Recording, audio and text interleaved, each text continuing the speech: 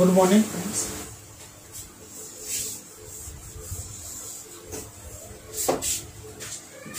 Today we will discuss here construction of the DC machines. हाँ, तो DC machine का construction में अपन ने कम्यूटेटर वगैरह पढ़ लेते सारे सारे। अपना टॉपिक चल रहा था ब्रशेज, अपन पढ़ रहे थे ब्रशेज, है ना। तो ब्रशेज क्या होता है? ब्रशेज आपके पास कम्यूटेटर के द्वारा, देखो ऐसी तरह से, ये आपका कम्यूटेटर है, ये आपका कम्यूटेटर और ये आपके ब्रशेज, हाँ। अब आपके ब्रश तो क्या होते हैं? स्टेशनरी होते हैं, लेकिन कम्यूटेटर क्या करता है? आपका रोटेटिंग होता है। तो ये इससे, ताकि ये इससे करंट को कलेक्ट करे, इसके लिए आप क्या करते हैं कि स्प्रिंग का सपोर्ट देते हैं, दोनों प्रोसेस का, है ना। तो आपका ब्रशेज का क्या काम है? ब्रशेज का ये काम है कि जो आपके पास वाइंडिंग में करंट आ रही है, जो वाइंडिंग में करंट आ रही है, उसको कहां पे लेना? लोड में लेना, सबसे पहला काम। तो आप ब्रशेज के बारे में लिखते हैं, brushes, brush is good electrical connection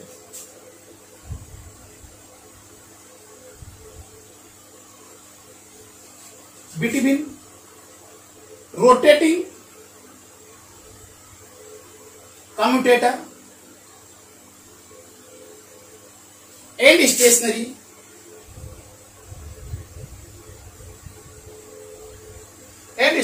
brushes, stationary load। किस किस के बीच का कनेक्शन होता है?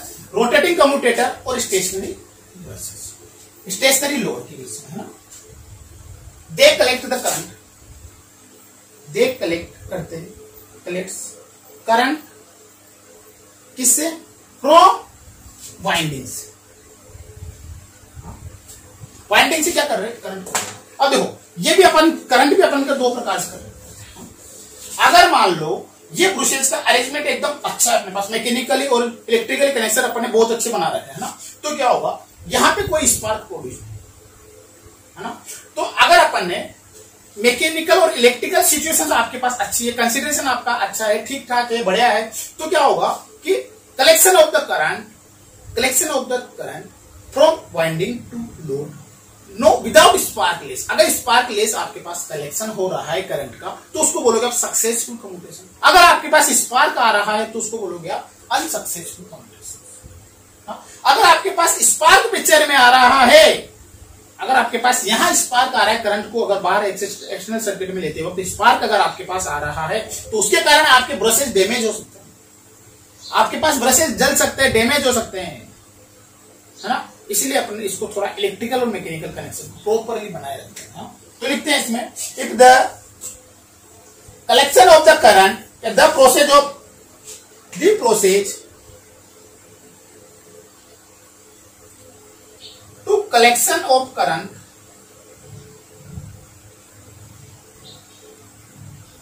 the process collection of current from the coil, and collection of the current should be sparkless। अगर आपका कलेक्शन ऑफ द करंट स्पार्कलेस है, then yeah, that is called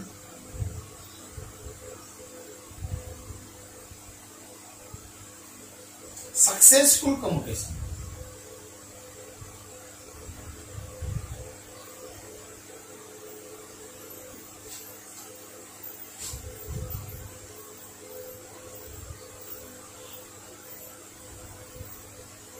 if spark comes, अगर आपके पास स्पार्क आ जाता है,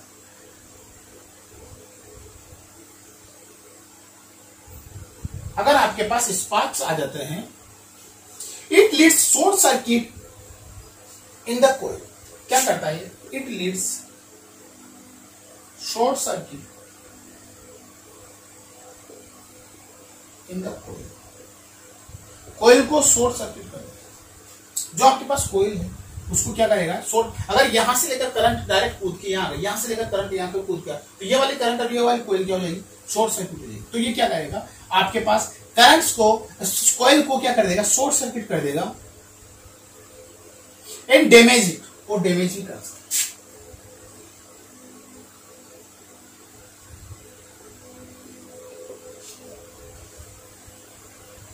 as well as damage the brushes surface.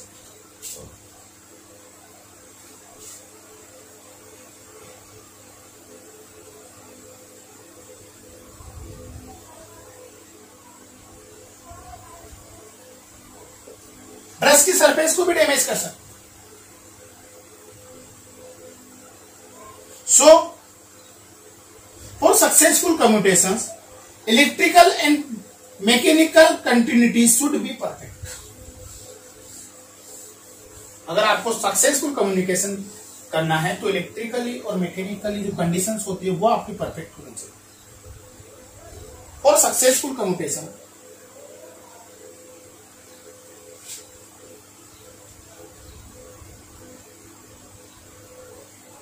electrical and mechanical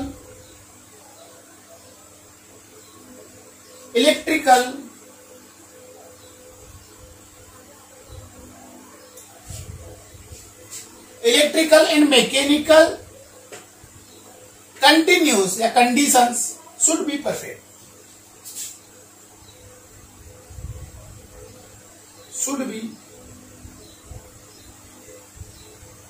perfect या preferred.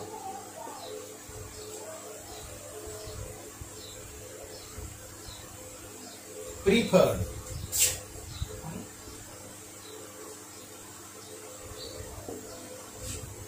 ठीक है, ये आपके पास प्रश्न है। ये ऐसे होता है, अगर इसको भी मैं वाइंडिंग को भी बनाना चाहूँ तो ये आपका कम्यूटेटर होता है, तो यहाँ पे आपका होता है यहाँ सबका, ये आपका माइका इंसुलेशन है।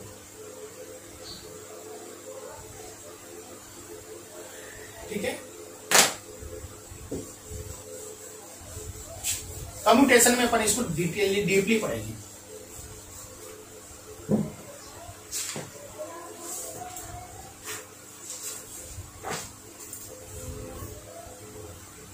चलो अब ब्रसेज की सिचुएशन कंडीशंस कहाँ रखते हो अपन, ब्रसेज को अपन कम्यूटेटर की कौन से एक्सिस पे रखते हैं इसके बारे में भी अपन डिस्कस कर लेते हैं। हाँ देखो, मैंने ब्रसेज में आपके पास एक एक्सिस बताई थी MNA Q axis, magnetic neutral axis. Magnetic neutral axis में क्या देखो मेरे स्पष्ट होता है, मैंने ऐसा आर्मेचर बनाया था आपके पास, यहाँ पे आपके पास करंट इसको बताया था अपन क्यू एक्सिस। यहाँ पे आपका कंडक्टर क्या हो रहा है, शॉर्ट हो रहा है। यहाँ पे आप कंडक्टर शॉर्ट हो रहा था और यहाँ पे आपके कंडक्टर में फुल करंट आ रही है, और जो इसके परपेंडिकुलर होती है वो होती है आपके पास क्या, वो परपेंडिकुलर क्या होती है। यहाँ के जो कंडक्टर होता है उसकी करंट की डायरेक्शन इनवर्ड है, तो इसकी करंट की डायरेक्शन क्या होती है, आउट।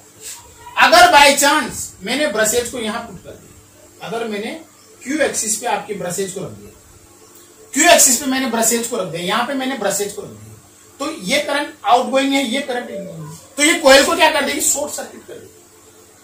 अगर आपने ब्रसेज को क्या कर दिया, आपने क्यू एक्सिस पे प्लेस कर दिया, तो ये क्या करेगी, आपकी कॉइल को शॉर्ट सर्किट कर देगी। अगर कॉइल आपकी शॉर्ट सर्किट हो गई तो आपकी कॉइल डैमेज हो जाएगी। यह आपका अनडिजायरेबल कंडीशन है, इसको आप डिजायर है ना। हाँ, अगर मैं ब्रसेज को यहां रख दूं, है ना, यहाँ पे पोल्स होते हैं आपके, अंडर द पोल अगर मैं ब्रसेज को रख दूं तो यहाँ पे आपके पास सभी करंट की डायरेक्शन अगर डाउनवर्ड है तो डाउनवर्ड ही रहेगी, अगर आउटवर्ड है तो आउटवर्ड। यहाँ पे अगर मैं ब्रसेज को रख दूं अलोंग द डी एक्सिस, अगर मैं ब्रसेज को रख दूं तो आपकी कोई प्रॉब्लम, कोई शॉर्ट होने वाला नहीं। तो आपके ब्रसेज को कहां रखते हो, along the D axis. Q axis पे आप आपके ब्रसेज को नहीं रखते। क्यों नहीं रखते, क्योंकि अगर वहां पे रखोगे तो आपकी वाइंडिंग शॉर्ट हो जाएगी, और आपके अगर वाइंडिंग शॉर्ट हो गए तो आपके पास ब्रसेज जल जाएंगे, आपकी वाइंडिंग जल जाएगी, है ना। इसलिए आप डी एक्सिस पे रखते हो। हाँ, लेकिन इनका रिप्रेजेंटेशन अपन क्यू एक्सिस पे करते हैं, ये बात याद। क्यों, क्योंकि यहाँ पे आप क्या रिप्रेजेंट करते हो, यहाँ पे आप पोल्स को रिप्रेजेंट करते हो, इस जगह पे आप क्या रिप्रेजेंट करते हो, पोल्स को रिप्रेजेंट करते हो। यहाँ पे अपने क्या होते हैं, पोल्स। तो अपन ब्रुसेज को क्या, डायग्राम में ब्रुसेज को अपन क्यू एक्सिस पे रिप्रेजेंट करते हैं, लेकिन एक्चुअल में होते डी एक्सिस पे। ठीक है, एक्चुअल में डी एक्सिस पे होते हैं, लेकिन अपन रिप्रेजेंट कहां पे करते हैं, क्यू एक्सिस। ठीक है, इसके बारे में लिख लेते हैं थोड़ा सा।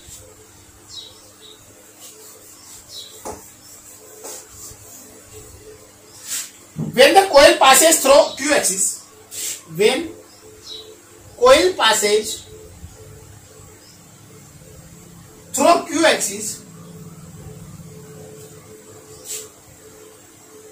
जब आपकी कोयल क्यू एक्सिस को पास करती है, जब कोयल क्यू एक्सिस को क्रॉस करती है, it should get short circuited. ये क्या हो जाती है? It should get short circuited हो जाती है।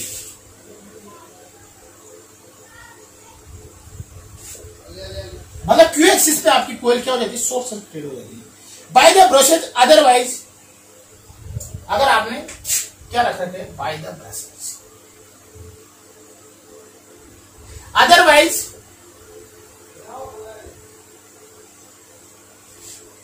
Voltage in the coil leads the high current. Voltage, इसके कारण क्या होता है? वोल्टेज लीड्स करेगा। Voltage in the coil leads, voltage in coil leads the high current and damage it and damage।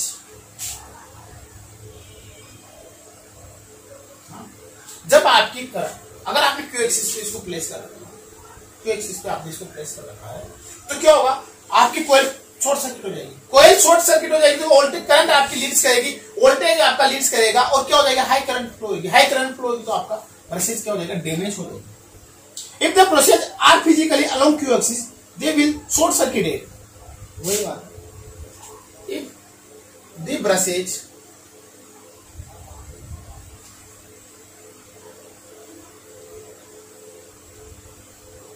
Placed along Q axis, अगर आपने brushes को Q axis पे रख दिया, brushes along the Q axis, they will short circuited. क्या करेंगे? ये short circuited.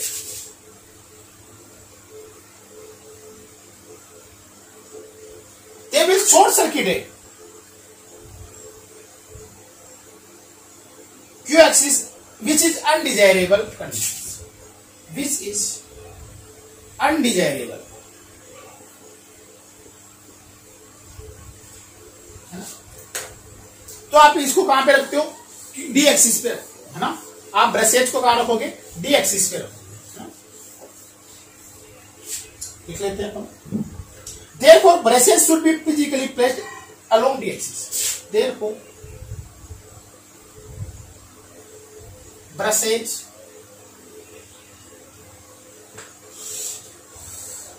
should be placed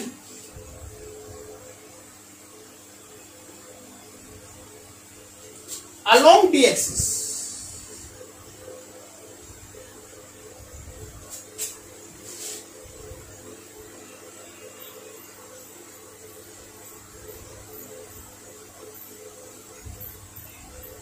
But symmetrically the brushes, but note डाल के लिख लेना पड़ेगा, but symmetrically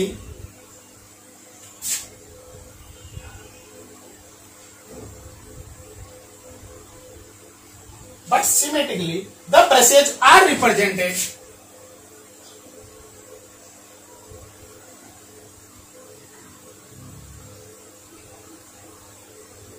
along Q axis, है ना? याद रखिए, physically they are along D axis.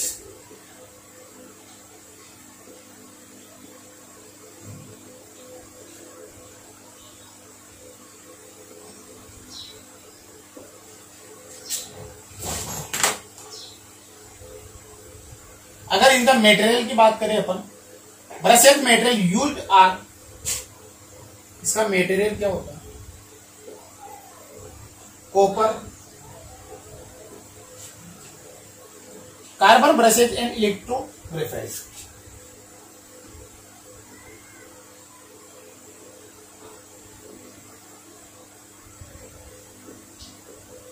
इलेक्ट्रोग्रेफाइट carbon material is preferred as improved commutations. Carbon brush is preferred किए जाते हैं फॉर इंप्रूव्ड कम्युटेशन।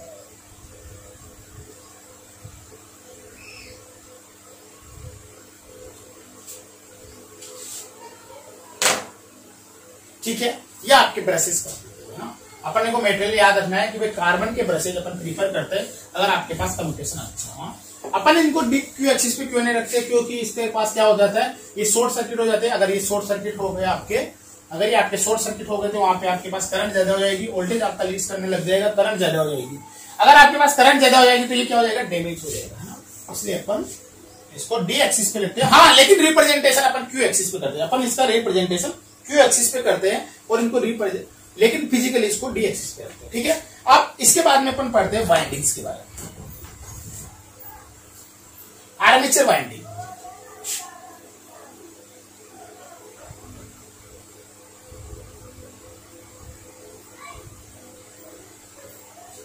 आर्मेचर की वाइंडिंग के बारे में पढ़ते हैं। तो देखो, कंडक्टर्स सबसे पहले अपन पढ़ते हैं कंडक्टर्स। तो कंडक्टर्स क्या बनाएंगे, टर्न्स। टर्न्स क्या बनाएंगे, मल्टी टर्न्स। मल्टी टर्न्स क्या बनाएंगे, आपके पास कोयल। हाँ, एक टर्न्स आपके कोयल को रिप्रेजेंट कर सकते हैं, है ना। एक टर्न्स आपका कोयल को रिप्रेजेंट कर सकते हैं, तो उसको सिंगल टर्न कोयल बोलेंगे। हाँ, लिख लेते हैं थोड़ा सा। Conductors formed into turns, conductors form into turn, और multi turns form into multi coils. Coils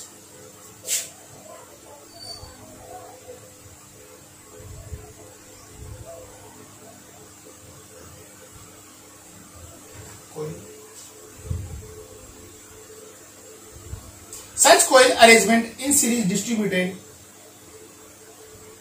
uniformly. Such coils, ये coils क्या होती है? Such coils are distributed in series uniformly.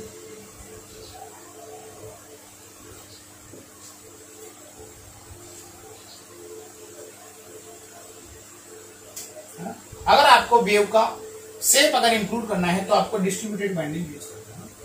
तो इसमें कोई ज्यादा नहीं है भाई, दो कंडक्टर्स आप टर्न्स बनाते हैं ना। अगर आपके पास सिंगल टर्न होगा तो उसको सिंगल टर्न कोई भी बोल सकते हो। कंडक्टर क्या होते हैं, कंडक्टर्स क्या होते हैं, लिख लेते हैं, थोड़ी सी डेफिनेशन है, सभी जानते हैं इसको। कंडक्टर्स ये क्या होते हैं, active length of the wire laying the magnetic field. Active length of wire जो कहा है आपके पास, laying in the magnetic field.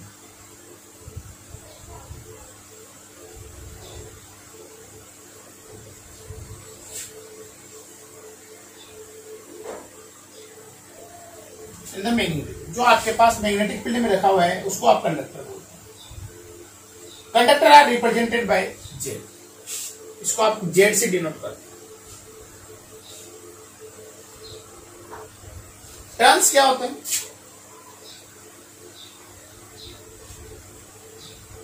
To conductors makes one turns. Two conductor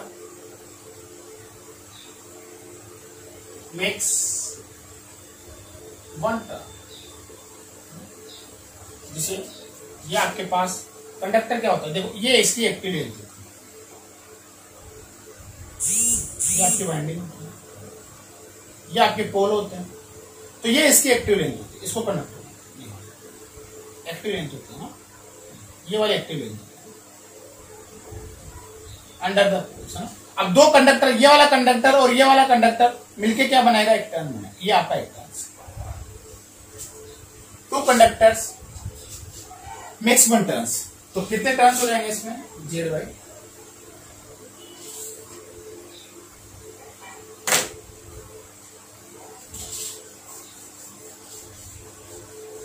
अब मल्टी टर्न्स क्या बनाते हैं, कोयल। सिंगल टर्न कोयल भी बोल सकते हो आप, एक टर्न को भी आप कोयल बोल सकते हो।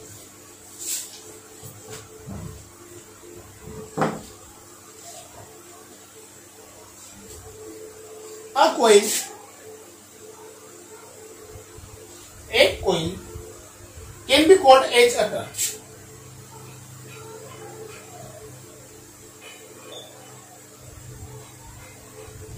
देखो एक कंडक्टर, दो कंडक्टर मिलकर क्या बनाया आपका टर्न, है ना। तो ये जो टर्न, ये आपका टर्न, ये आपका टर्न, इसको आप कोयल भी बोल सकते हैं। या फिर आप मल्टी टर्न, जैसे ये अभी आपकी कोयल है, मैंने आपकी कोयल बना देता हूँ, ये आपकी कोयल, कितने सारे टर्न्स, दो या मोर देन टू।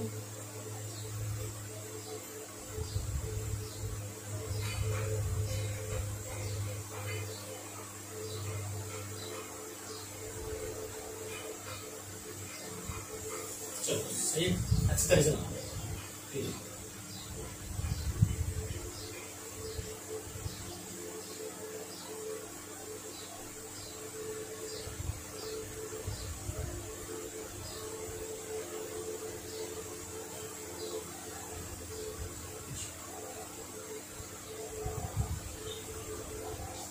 एक से ज्यादा टर्न्स यूज किया अपन ने, हाँ, ये भी आपकी कोयल है, मल्टी टर्न्स, हाँ, and coil can to be called as a turn, इसको भी आप कोयल बोल सकते हैं, हाँ, वन टर्न कोयल, या फिर ये मल्टी टर्न कोयल,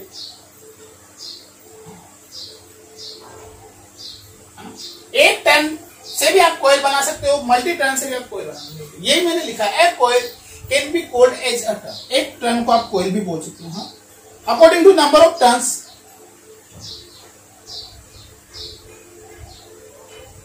और इसको क्या बोलते हैं आप, single turn coil, single turn coil, लिखाने की जरूरत है ना।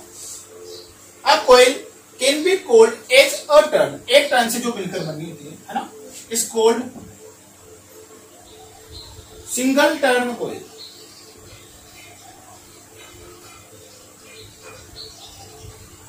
अब कोयल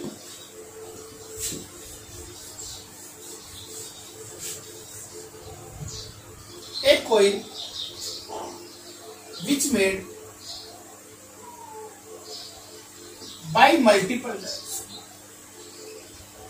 more than by made by two more than two turns is called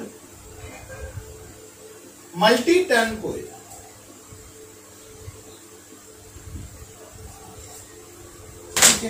इसलिए इसे कुछ लिखाने की जरूरत नहीं है ना।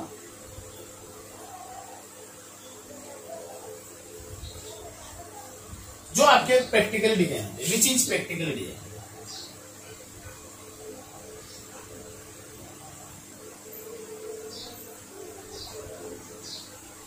ठीक है।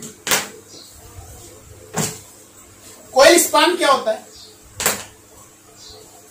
कोयल स्पान और पोल स्पान, दो डेफिनेशन और देख लो। कोयल स्पान और पोल, जैसे अभी मैंने, ये आपके पास कोयल, ये आपके पास कोई कोयल है ना। अब यहाँ पे भी आपके पास बहुत सारे कंडक्टर है ना, और यहाँ पे भी आपके पास बहुत सारे कंडक्टर। हाँ, तो कोयल स्पान क्या होगा, दोनों के बीच की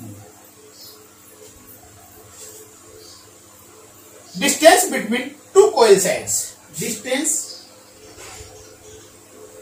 between both coil side, both या two coil sides is called coil span।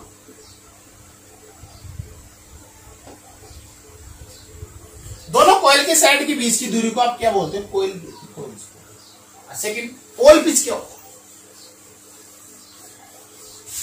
Pole pitch,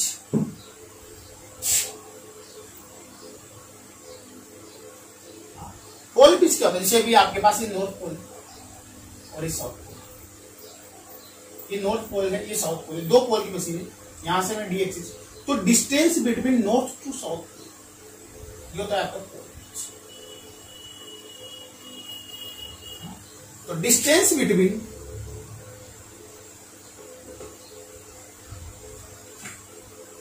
distance between two adjacent पोल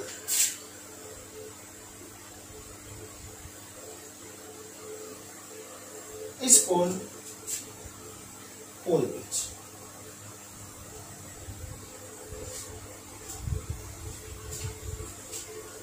जो आपका आर्मेचर होता है, आर्मेचर जो यहाँ पे आपका आर्मेचर होगा वो आपके पास अलग अलग पोल के लिए अलग अलग पेरिफेरल्स होगा और अलग अलग पोल पिच में divide. Armature periphery divided by number of the poles. Armature periphery, armature periphery, armature की जो परिधि होती है डिवाइडेड होती है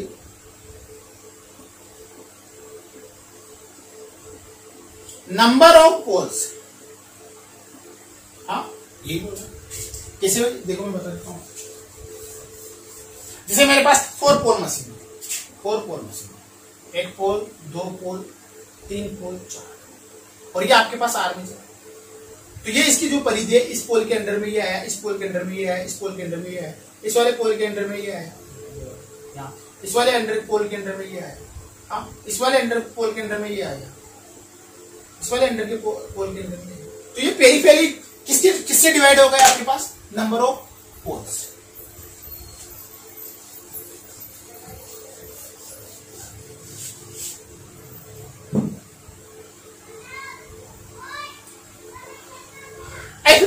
एक पॉइंट लिख लो, नोट डाल के। If coil span is exactly equal to the pole pitch, अगर आपके पास coil span exactly equal to the pole pitch, then it is called full pitch windings. Coil span is exactly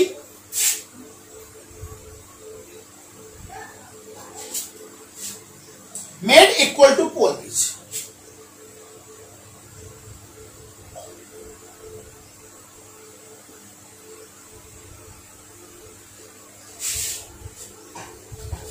The coil or winding is called, this coil या फिर winding is called full pitch winding.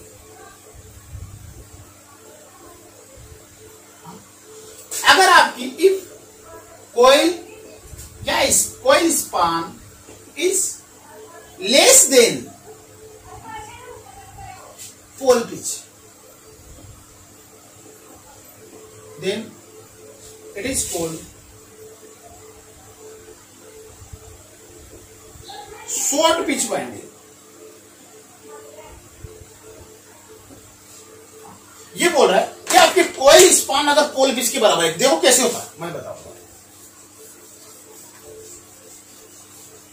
तो उसको आप full pitch coil, जैसे मेरे पास ये है, मैं 4 पोल मशीन ले रहा हूं, मैं 2 ही पोल ड्रॉ कर रहा हूं। एक पोल ये रहा आपका, ये 2, ये आपका नॉर्थ पोल है तो ये आपका साउथ पोल है। इन दोनों के बीच की एडजस्टेंट दूरी को आप क्या बोलोगे? Pole pitch. ये वाली दूरी क्या हो गई आपके पास? हाँ, और मेरे पास ये है आपके पास आर्मेचर, ये आपके पास आर्मेचर। हाँ, अब मेरी सुनो, मैं कोयल की एक साइड यहां डालू, कोयल की मैं एक साइड यहां डालू और दूसरी साइड अगर मैं यहां डालू, मैं एक कोयल की एक साइड यहां डालू और एक साइड में कोयल की यहां डालू, कोयल की मैं एक साइड यहां डालू और कोयल की मैं दूसरी साइड यहां डालू, तो इन दोनों के बीच की डिस्टेंस भी तो आप कोयल पिच बोलते हो, कोयल स्पान बोलते हो। अगर मैं कोयल की एक साइड यहां, कोयल की एक साइड यहां डालू, तो ये दोनों के बीच की दूरी भी क्या होगी? कोयल स्पान। और कोयल स्पान और पोल पिच अगर दोनों बराबर हो गए तो ये क्या हो गया आपके पास? Full pitch winding. तो ये कौन सी वाइंडिंग हो गई? Full pitch winding. अगर मैंने ये वाइंडिंग यहां न डाल के यहां डाल दी, पहले डाल दी या बाद में डाल दी, तो उसको क्या बोलते हैं? Short pitch. बाद में नहीं डालते, पहले डालते हैं, शॉर्ट पिच वाइंडिंग।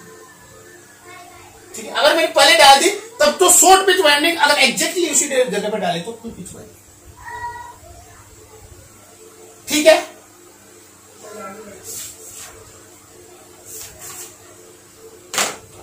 अब ये वाइंडिंग के बारे में अपन नेक्स्ट क्लास में डिस्कस करेंगे थोड़ा सा, है ना। Okay, thank you.